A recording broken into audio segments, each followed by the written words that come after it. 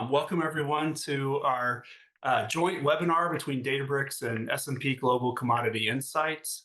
The topic here is from millions to billions, scaling geospatial map analytics with Databricks. So we'll tell you a story of kind of real life story of things that we've done, Databricks and S&P Global have done. Goodness, I guess about a year and a half or so is when I first started working on this related projects around this project we're talking about now. So this goes back a little ways of just kind of a lot of activity between our two organizations. And we wrote a blog about all this that we have at the end of the presentation. We'll want to make sure that you have access to that and a GitHub repo as well. But let's go ahead and get into our content today. Hit the wrong button there. Yeah, so I'm Michael Johns. I'm Geospatial Product Specialist at Databricks. In my role, just briefly, I focus on product and engineering a lot on the roadmap, great things that are happening there. We'll talk about a few of those things sort of in passing today. And then I also lead our SME group at Databricks, where we dig into various customer use cases and challenges and kind of put our heads together to help solve various problems. I'm going to hand it over to Hubert here to give you the agenda and then go ahead and get into the content. Thanks, Michael. Hi, everyone. My name's Hubert Boguski. I'm a geospatial engineer at S&P Global Commodity Insights. I've been here for around 3 years now, and we're going to show you some of the geospatial things we've all worked on here. Quick run through of the agenda. We're going to go through the problem statement and some really cool demos with Michael. We're going to do afterwards a deeper dive into an architecture, including some data engineering and query patterns, and what's to come from Databricks. Really quickly, just some housekeeping. Please stay on mute during the recording. There will be a Q&A session at the end, but you can ask your questions in the chat and through voice later on. Next slide, please. So a little bit about us, about S&P Global Commodity Insights.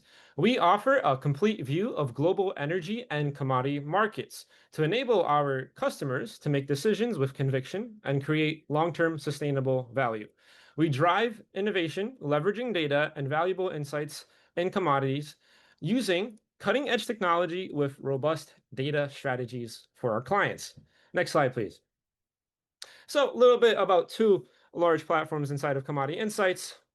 One data platform called Advanced Data Workbench, ADW, and Platts Connect. ADW is a very, very large platform comprised of many tools and technologies built upon open source.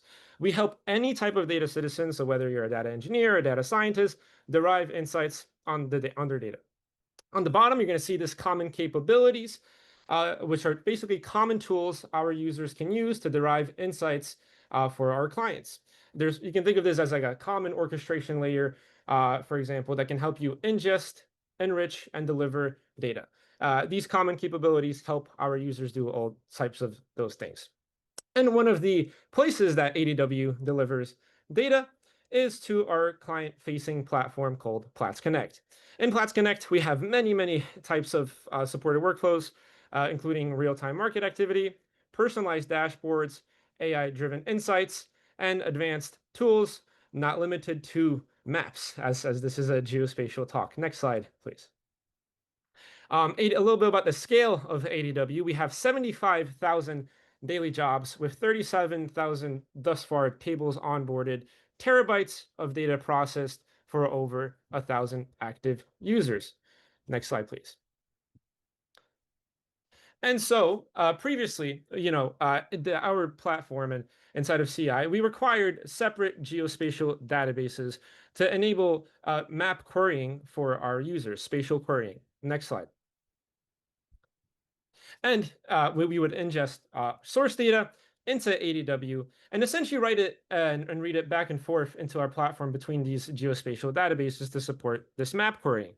Now, anytime you go ahead and write data somewhere, you're paying for the cost of storing that data there and also for transforming and all the compute costs, right? Now, of course, this meant that for our clients, this meant that they would have less fresh data that they would have to see on the map.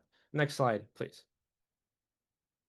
And so the ask that Michael and Databricks helped us out with was clear but challenging, right? Three big points over here, right? First, we wanted to go ahead and see if we could simplify this data architecture such that we could remove all the redundancies of minimizing the storage and compute costs, right?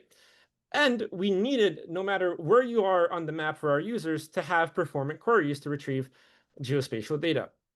And on top of all our existing capabilities, we wanted to go ahead and see how can we provide more analytical capabilities, deeper insights that also scale.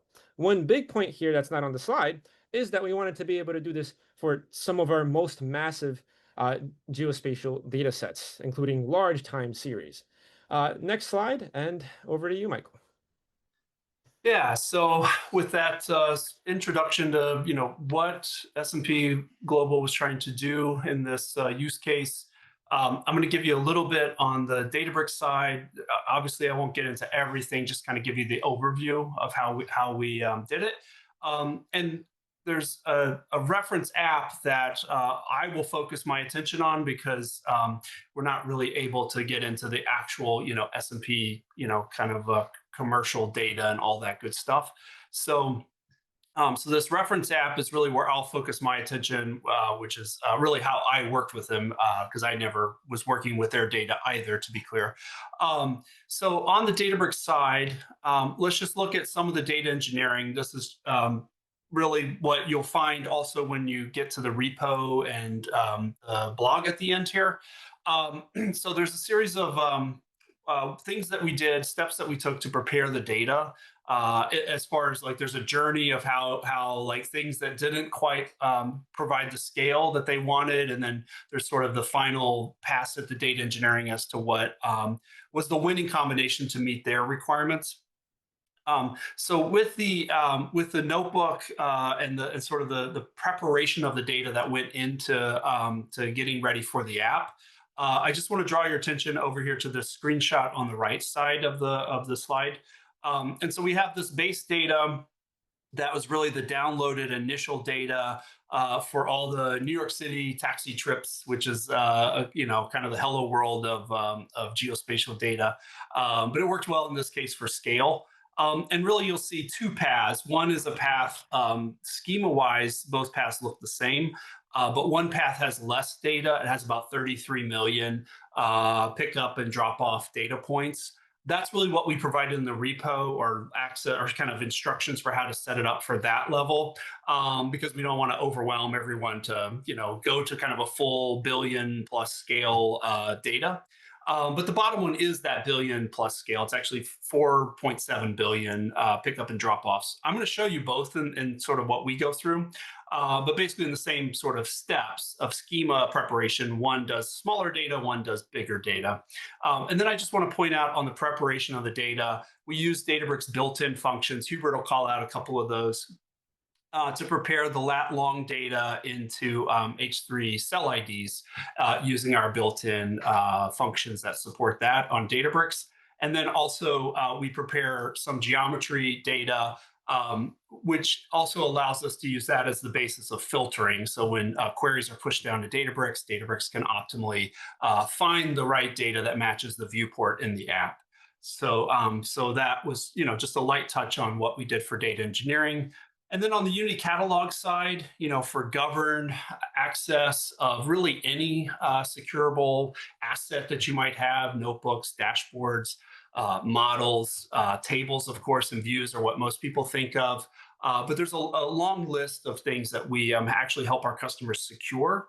And so in this case, I'm just showing you kind of a screenshot for those of you who may not have seen inside of Databricks, where the schema level is for the data that we prepared in this app. This is my side of the data. The smaller data first is what we're showing. So with that, let me go ahead and bounce out of the slides briefly, and I'll jump over to the app. Now, this app is not meant to blow your socks off. It's really meant to make it real, kind of what the scale or the interactivity and what we were trying to solve for looks like. So in this case, you can see the 33.9 million rows of data. We're zoomed out in this case around the area. You can see there's a lot of bad data unless people really were getting dropped off in the middle of the Atlantic. But we'll leave that to the side for a minute. And so what we have is, this need for a lot of data that's summarized into H3 resolution. So at different H3 resolutions, what's the sort of aggregated count of events that might be filtered in different ways by different criteria, et cetera. Time might be a factor, of course, for filtering. And at our scale here, with this size of data, we're at like 1.5 million is like the deepest red here. Good old downtown Manhattan here. So let's go ahead and zoom in. So as we zoom in, we'll watch our scales change because we're actually using an interactive app. Now, nothing's happened yet, you may have noticed. But when we hit refresh on the map, we basically set our view in this reference app. And that allows us to drive a query to the back end. And that comes back with now a more fine-grained H3 resolution that matches our current zoom level and matches the bounds on our app. I think I mentioned it, but we're kind of down through this catalog, schema, table, column sort of navigation. So we're in one particular place here. I won't do it now. I might do it in a minute, but let me go ahead and go a little further on Zoom, and then I'll show you kind of how that schema navigation looks. But let's go down just a little bit further, and we refresh the map again, and then we'll see a finer grained H3 resolution coming into the picture. So really nothing too magical is happening here. In this case, what's happening with the app is we've told it the column that has the H3 cell IDs we want to work with. And what that's doing is then dynamically using that and then going up or possibly down the H3 hierarchy to figure out what's the right parent cell given the zoom level to aggregate into. So as we zoom, here a little bit further, we have 82,000 is like our deepest red. And let's go a little more, see what we get here as we go kind of all the way more to the finest grained that this column supports. So let's let that run its query and return. Now this is all running on a Databricks app. So it gets into that governance model of your data, kind of the app itself is run in a secure way. And when we push all the way down, you can kind of see how we've gotten down to this finer resolution, and you can see all the pickups and such, and kind of use your scales to help you understand. Now, this is obviously a very generic example, but just to kind of show this, this is in my catalog that I have, or the catalog I happen to be in. And so whatever's in that catalog is really how we're navigating. So this is kind of like a flexible explorer for H3. Not to kind of totally belabor the point, but some of you might need to see this with 4.7 billion. So I'll just show that real quickly. So I went ahead and pre-populated with my coworkers' data that has the full data so far with the New York data. And we'll look here and we see that our scale is really on the order of like 150 million or greater in that darkest red. So we're at a completely different scale than the 33 million. And let's go ahead and zoom in on that. Now, this is just Manhattan itself, so it doesn't really break outside into the boroughs like the other one did. But we run this and we're getting kind of the same snappy performance. Databricks is doing all the work. It's doing all these aggregations on the fly. And we can kind of come in, at various levels and see more and more data kind of aggregated into the H3 cell information. So hopefully that helps make that a little more real as far as what the data is doing, what the data engineering is doing for you. This kind of just puts that same picture on the screen for the slides after the fact to kind of make it clear, but also just to show in the repo, this reference app is available, and it basically has instructions and you can adjust, things as you need to. But this is basically the YAML file with a little bit of Python command that you can send right in the preparation of the data. You can go ahead and generate the app, the DAB, Databricks Asset Bundle that puts all that together. So all this is sort of a reference for you to be able to use. So with that, let me just keep going, kind of taking a step back above the actual demo here, and just give you a couple of things about what we're doing with Spatial SQL on Databricks. We've launched in the last couple of months, we've launched public preview status or level for our Spatial SQL expressions and types. There's over 80 and a growing number of functions we support. These are spatial temporal ST underscore type SQL functions with multi-language bindings. So you have the bindings for Python and Scala as well. If you're familiar with kind of the Spark data frame world, you can tap into that side or just stay more in the SQL data warehousing world if that's where you're most comfortable. It really doesn't matter. So we've launched that, and basically we're getting into with that the ability to do, you can imagine various constructor support, various conversion to and from interchange formats like WKT, WKB, and GeoJSON. There's various measures you can do, various spatial operations like spatial join operations you can do, things of that nature. So there's a growing, kind of a core set of what everyone, our customers have been asking us for, kind of as a main set of functionality. There's always a lot of things everyone wants, and hopefully we'll get to all of them eventually. But that's sort of to introduce the SQL expressions themselves. And then just also on the type side, I would say it's also very important that the types are here. So these are, this wonderful thing has happened that's culminated really this year, starting in February, with Parquet and Iceberg in particular, some really key partners or just organizations out in the community have really come together to say it would be great for the community if we just had really good standard big data types for geometry and geography spatial data. And so those decisions were approved back in February, like I said. And so Databricks has been involved in those. We definitely are very, very supportive of all the initiatives around that. So these open data types are really coming along throughout this year. More and more systems are standardizing to them and with them. Databricks is definitely in that camp of standardizing, helping our customers standardize to them. We sponsor Delta Lake, which is another big data format. And so Delta Lake is also getting the same sort of community standard support, as is Spark is in process to also be able to handle these same types. So it's a really wonderful thing for the community to have all this come together. Databricks as a product, as a capability, we offer our own built-in native geometry and geography types that are very much interoperable, shall we say, when you need to run commands to import and export. But we're definitely handling kind of a data warehouse style type system to support scaled performance with our expressions that we support as well. So hopefully that makes sense. I linked in the link to the geometry and geography docs. And before I linked, I didn't say it, but the links to the 80 some odd expressions are linked on the slide prior as well. Now with that, we've kind of hit, kind of the high points here. We have a lot of customers using Databricks in some form or fashion to do geospatial. Geospatial is such a wide topic. They're doing all kinds of things, we'll say.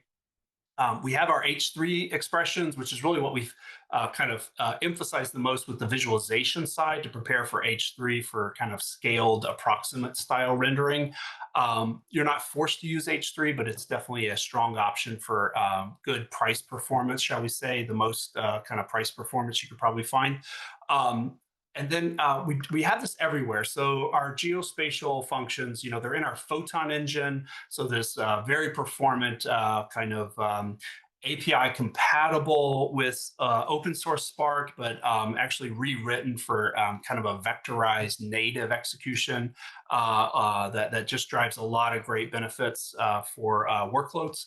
And then it's available like in our notebooks. I showed you that kind of as a screenshot, and in just straight up DB-SQL, our SQL warehouses. We're a flexible platform. As I kind of wrap up some of this, we're a flexible platform. So we really don't want you to think, oh, Databricks doesn't have every function I want, therefore I can't use Databricks. We're very accustomed, the SME group that I lead and really all of our account teams, et cetera, everyone's very accustomed to talking with any customer, any potential customer about how to work in if they have library commitments or custom code that they've written, kind of work with you to figure out what is needed to incorporate Databricks plus whatever else you have in mind. It might be a third-party integration of some sort as well. So we're very flexible in that way with a lot of great partners. and support a wide range of use cases. Spatial data engineering, these are more for your links after the fact, but we support, a really serious production grade ETL, preparing your data for various use cases. We're very good at that for sure. The Spark declarative pipelines are one way you can buy down maintenance and just sort of make it add simplicity to building data pipelines.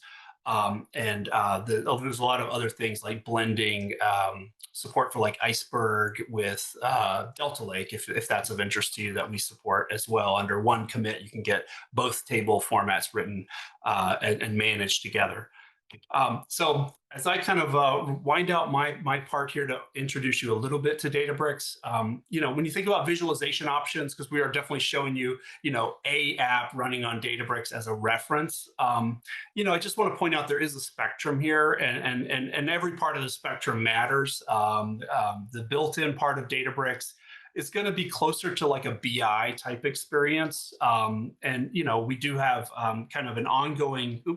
We have an ongoing set of capabilities around how you can render things on a map in our AI BI dashboards.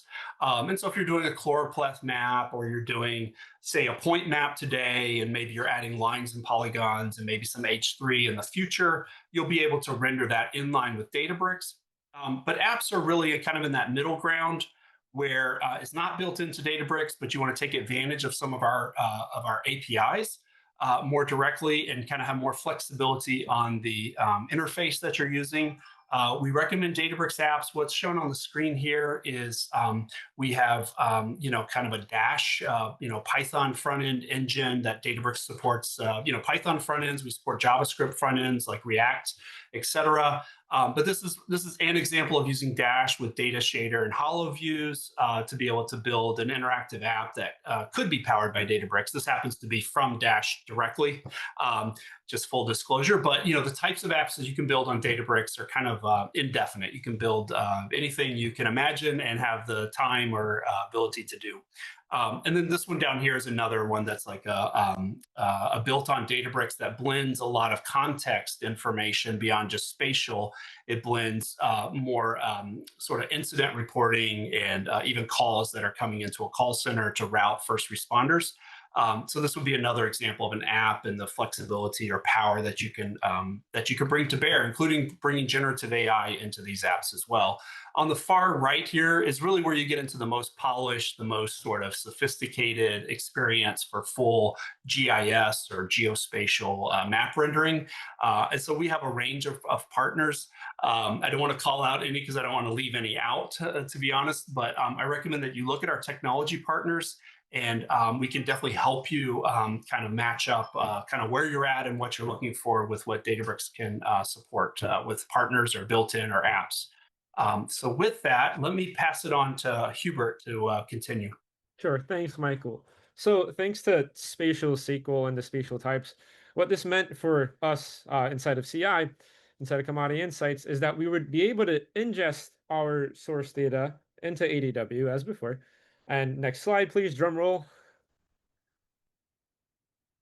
And query directly inside of our platform and inside of ADW. Next slide, please. We're going to have a little bit of a deeper look into what the architecture that we had and how Spatial SQL was able to simplify our architecture. Here you're seeing a typical ETL architecture, right? We would extract data from our source systems, transform it, such as this New York City taxi example, where we would select different geometries and load it into our external geospatial databases, where every single point would become a certain geometry. You can get the next slide for me, Michael. And so what would happen here is, we would create different map layers for our users. And we would have one geospatial field, which was a limitation with a specific formats for our map layers. Now, this makes sense in some places, but if you take a look back to our source table, in some cases we have extremely wide tables, many hundreds and hundreds of columns, right?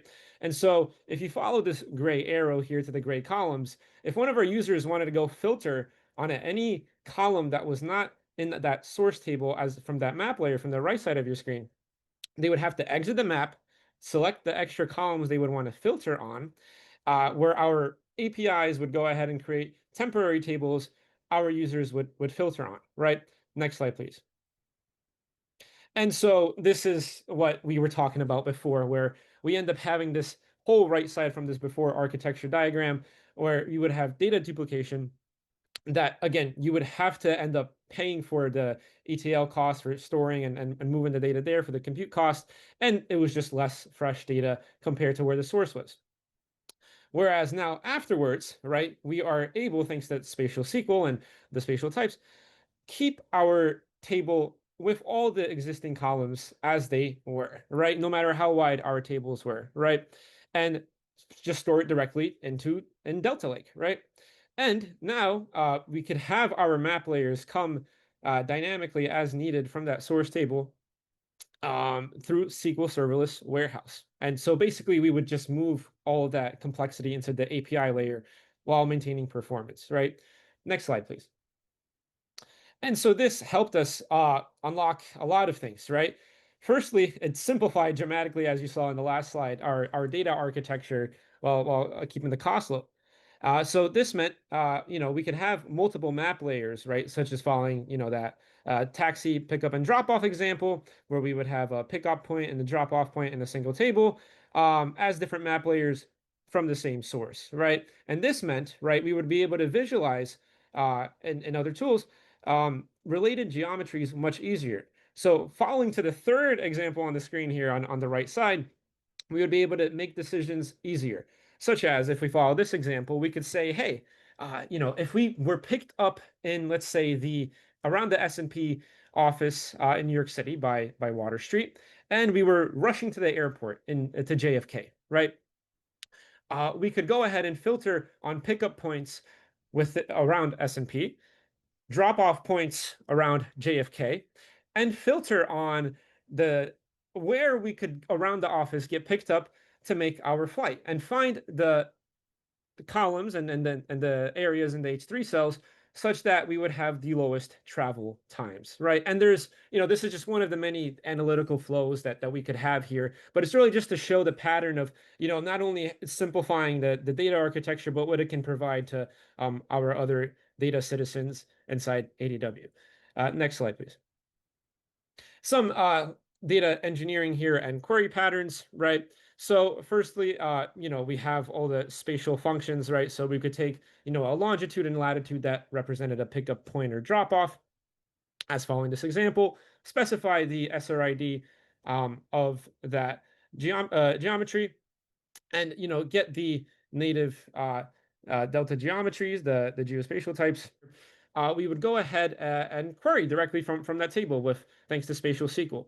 How this query looks like, and there's tons of built-in optimizations here, but you can use one of the many other spatial functions such as st-intersects to say, hey, if our map users are using the map and want data at this part of the screen, such as the yellow bounding box here, the yellow rectangle that you see, we would just say, hey, given this yellow bounding box, return me all the points that intersect the bounding box. Next slide, please. The problem, however, was if our users would go ahead and zoom out too much on the map viewport right there, that's a lot more points that query has to run. So this is where we ran into performance challenges, and how we solved them was using the built-in H3 APIs, right? H3 has many sizes, right? Many H3 resolutions, which you'll see in the next slide that follows. But think about it this way: multiple H3 resolutions that cover the Earth, that provide these kind of analytics-friendly columns that you will soon see to help discover trends, right? Next slide, please. So here, a little bit deeper look into the data engineering and query patterns over there, right? We have this one of those H3 APIs that Michael was mentioning, the long lat as H3, where we could provide, for example, a pickup point long lat, specifying a specific H3 resolution out of the 16 resolutions from H3. And in this case, we indexed our pickup point on cell 8 on resolutions 8, 10, and 12, and prepare that data in our table. Now, towards the right side of the screen, we would have a two-part query, right? It's one query, but just follow us through here using other H3 APIs. In a longer subquery that we'll have referenced later in the slide deck, we have basically functions that go ahead and cover your map viewport with H3 cells. So that top right image that you see on the screen at any H3 size that you want, right? And then afterwards, once we know all the big integers representing those H3 cells that cover our map viewport, we could go ahead and do aggregation functions, such as counting, let's say, how many points for the H3 cells that are in the map viewport that are in every single H3 cell, right? So I could go ahead and count, hey, how many pickups are in every single H3 cell? And this unlocked these kind of big insights for us that we didn't have before, right? Such as saying, hey, how many pickup and drop off points are in every single H3 cell? And you can see here on the bottom image, if for example, an H3 cell had more pickup points than another H3 cell, we could color it yellow as opposed to dark purple, right? And the real unlock here for us was that, hey, you could do something like, hey, count how many points are inside of every single H3 cell. But, this is just a group by query. So what this meant for us is that we could go ahead and, use any function using any column that's allowed. So you could go ahead and go back to that H3 taxi example and say, hey, give me the H3 cell, give me all the H3 cells in this map viewport and tell me the lowest H3 cells that have the areas that have the lowest travel times, right? Kind of going back to that rush to airport example. So, you could really go wild here and pick out whatever type of analytical needs to get insights that you need. Right. Next slide, please. Cool. And this is going to go back over to you, Michael, where we're going to drop and then mention some of our references. Yeah, so this is just a couple more slides left here. This is the blog that a number of people contributed to. Hubert is the main contributor with a number of others from Databricks and S&P Commodity Insights contributing. But this summarizes kind of the core learnings and final technique that we've talked about today. I think it's a good one just to be familiar with for, kind of the power of H3 and aggregation matched up with an interactive app that you're looking to possibly develop. So the blog is linked here. And then the repo is also linked on this slide. And I'm just going to, if I can get out of the slides, that is, let me try that again. If I can, I'm just going to click on the repo just to pull it up. So this is a public repo, GitHub repository. And inside of that, you'll find basically all the assets that are tied to what I showed today, minus that kind of full scale 4.7 billion scale. It talks about how you can do it, but you'd have to work a little harder to get the full scale prepared. But hopefully this becomes a good, a good resource for you if you're interested in this topic, which if you're here, you very well might be. So that's really the last thing before just a little bit on the horizon for Databricks. So we're in this public preview phase with our types and our SQL functions themselves. This public preview phase will take us into, the early part of next year. We expect to move past that into general availability. Those dates are always very fluid until they're not. And so hopefully watch early next year for some more information on that. But as we kind of get on that kind of drivers towards general availability and even beyond, one thing that I can say that's coming up should be out this month even, with a blog that we're working on as well, is around join performance. So just some things that we've done beyond what we did with S&P Global and up to this point, built into the product that allow even better scaled join performance.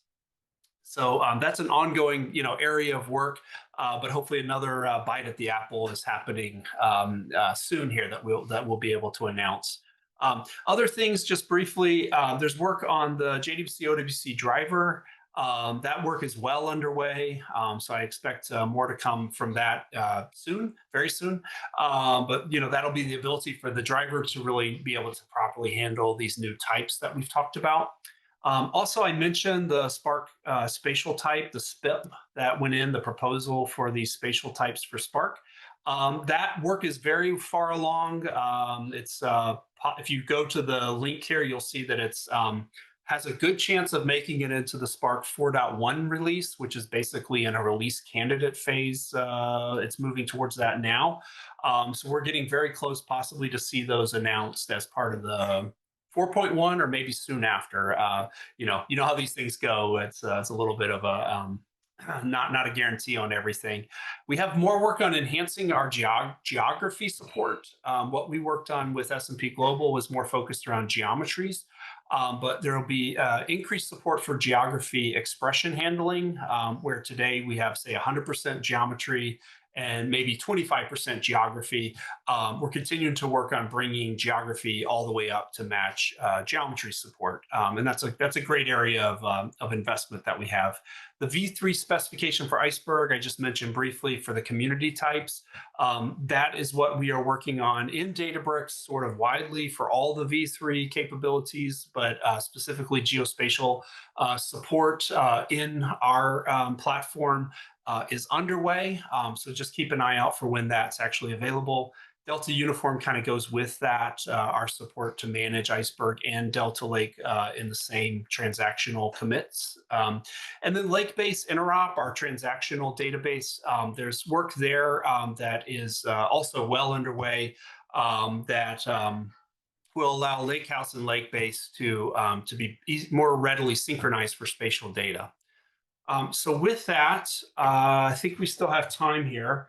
Let me pause and also, we want to open up for any questions if you have any, and then just want to say, I know some people may not ask everything they want here, or you may want to just connect offline in some way. So we've put our LinkedIn information here if you want to connect with us on LinkedIn and or message either of us, both of us, however you choose to do that. Feel free to reach out, and we're happy to talk more about your specifics.